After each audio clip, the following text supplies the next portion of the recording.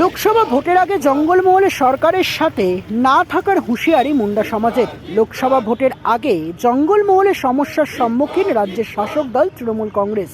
ঝাড়গ্রাম লোকসভায় আদিবাসী সমাজের সংখ্যাগরিষ্ঠ যারা, তারাই সরকারের সুযোগ সুবিধা থেকে ইতিমধ্যেই বঞ্চিত। এমনকি মুখ্যমন্ত্রীর নবান্নে ডেকেও তাদের বঞ্চনা করা হয়েছে বলে দাবি তাদের। আজ বঞ্চনার অভিযোগ তুলে সাংবাদিক সম্মেলন করে তারা হুঁশিয়ারি দিলেন লোকসভা ভোটে তারা ভোটদানে বিরত থাকবেন। তাদের মূলত অভিযোগ, ভোট বৈতরণী পার করতে বারবার মুন্ডাদের ব্যবহার করা হয়েছে। মুন্ডাদের নামাঙ্কিত সবাই ডেকে তাদের গুরুত্ব না দিয়ে অন্য সম্প্রদায়কে গুরুত্ব দিচ্ছেন রাজ্যের মুখ্যমন্ত্রী মমতা বন্দ্যোপাধ্যায়। তাই তারা আজ সাংবাদিক বৈঠক করলেন। এই সাংবাদিক বৈঠকে একাধিক অভিযোগের দাবি দাবা তুলে ধরলেন আজ তারা। তাদের অভিযোগ, মুখ্যমন্ত্রী সভামঞ্চ ভরাতে তাদেরকে ব্যবহার করেন। আজ মুন্ডা সমাজরা সাংবাদিক বৈঠকে ঠিক কী বললেন তা জানতে নজর রাখুন ভিশন প্লাস নিউজে। আমাদের কর্মসূচি বলতে আমরা আজকে আমাদের যে সমস্ত সাংবাদিক বন্ধু আপনারা এসেছেন, আপনাদের সহযোগিতা, আপনাদের এই সাহায্য সহযোগিতাই আগামী দিন আমাদের পশ্চিমবঙ্গ সরকারের নজর কাড়বে, এই আশা রেখে আমরা এবং ডিএম সাহেব জেলা শাসককে আমরা আবেদন রেখেছি আজকে সৌজন্যমূলক সাক্ষাৎকার আর দিদির সৌজন্যমূলক সাক্ষাৎকারের জন্য আমরা আবেদন দিয়েছি ডিএম সাহেবকে এবং রিসিভও আমরা নিয়েছি। এটা বহুবার আমরা 2017 সাল থেকে লাগাতার ডিএম সাহেবকে এবং সিএম দিদিমণিকেও আমরা সেই মেমোরেন্ডামগুলো তুলে দিয়েছি।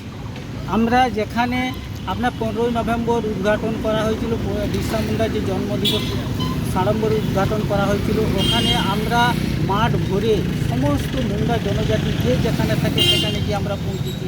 আমরা আশা রেখেছিলাম এই বিরসা মুন্ডার যে তার নিজস্ব যে ভাষা মুন্ডারি ভাষা, এই মুন্ডারি ভাষার স্বীকৃতি আমরা পাবো। আমরা আশা করেছিলাম যে এই আমাদের জনজাতি যারা সবথেকে পিছিয়ে রয়েছে তাদের জন্য উন্নয়নের জন্য একটা মুন্ডা ডেভেলপমেন্ট বোর্ড বা মুন্ডাদের উন্নয়ন পর্ষদ গঠন হবে।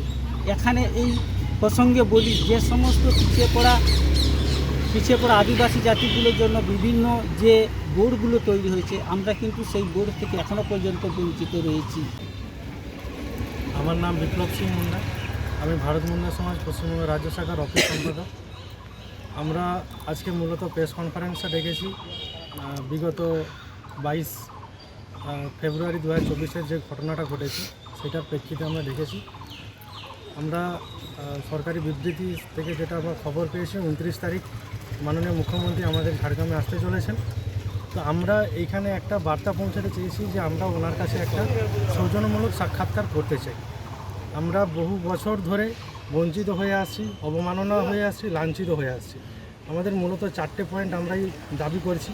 প্রথম, আমাদের উন্নয়ন পর্ষদটা আমাদের তৈরি করে দিতেই হবে, কারণ যেখানে ইতিমধ্যেই যদি আমরা দেখি আমরা পশ্চিমবঙ্গের সংখ্যাগরিষ্ঠ একটা দ্বিতীয় সংখ্যাগরিষ্ঠ আমরা জনগোষ্ঠী, কিন্তু তা সত্ত্বেও যেখানে সংখ্যা লঘু যারা, তাদের জন্য উন্নয়ন পর্ষদ হয়েছে এবং বেশ কিছুদিন আগে দেখলাম কোথাও 40 কোটি টাকা, আবার পরে 1.5 কোটি টাকা করে সেখানে বরাদ্দ করা হয়েছে টাকা।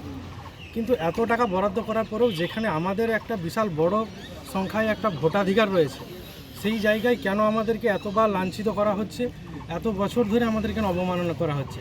সরকারি বিভিন্ন প্রোগ্রামে আমাদেরকে যখনই গাইডলাইন্স দেওয়া হয়েছে সেই মতো আমরা কিন্তু বাস ভর্তি করে মাঠে লোক ভরিয়েছি, সরকারি প্রোগ্রামকে আমরা সাকসেস করেছি, কিন্তু তার মানে এই নয় সরকার আমাদেরকে লাঞ্ছিত করে।